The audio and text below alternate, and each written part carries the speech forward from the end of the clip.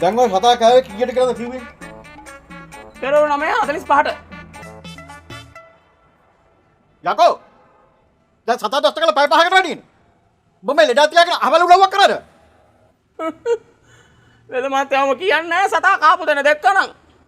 ඒක හරියෝදෝ. පැය 5ක් තිස්සේ. දැන් මේ හැමෝම කියන්නේ ඒ වගේ සතෙක් දෂ්ට කරපුවාම කාපු තැන සබන් ගාලා පිරිසිදු කරලා එපැයි වෙද මහත්තයෙක් ළඟට ගෙනියන්න කියලානේ. ඔච්චර පිරිසිදු කරන්න තරම් ওই සතා කොහෙද කෑවේ? පන්තලේ බණ ගඬුවේ. වරගඩි 10000කටත් වැඩි මගේ හිතේ. මන් නිසා මේ වෙලාවට හරිගෙන ආවේ. මේකව ගිහින් දාපන් ඉස්පිරිතාලෙට. අයියෝ. ඒ මොකද වෙද මහත්තයා? මෙහෙ මොහොතරියක් නෑ ඒකයි. ඈ